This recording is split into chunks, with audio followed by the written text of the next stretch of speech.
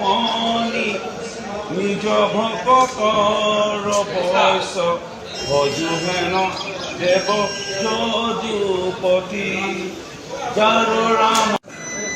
আৰু মাননীয় আমাৰ দলৰ সভাপতি দিলীপ ভট্টাচাৰ্য ডাঙৰীয়াৰ পৰামৰ্শ মৰ্মে মই অসমৰ ৰাইজৰ ওচৰত ক্ষমা বিচাৰিছোঁ।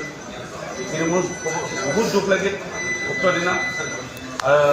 হয়তো চাহ জনগোষ্ঠীৰ এজন বিধায়ক হিচাপে ৰজাঘৰীয়া লোকসকলে যেনেধৰণে হয়তো মোক লৈ তেওঁলোকে চাগে চিন্তা কৰে আৰু মোক বাধা দিব চেষ্টা কৰে, এয়া খুব দুখ লাগিল। ইয়াৰ লগতে আৰু এটা বিষয় দুখ লাগিল, আমি দেখা পাইছোঁ সংবাদ মাধ্যমৰ বিভিন্ন চেনেলত যোগেদি যে ন্যায় মানে মোৰ বিৰুদ্ধে এনে কোনো ন্যায় বিধায়কে এনে বেয়াকৈ ক'বলৈ মোক মানে সাহস কৰিছে। সেয়া অসমৰ ৰাইজৰ ওপৰত এৰিলোঁ। আমি অসমৰ মাটি পানী বায়ুৰ লগত মিলি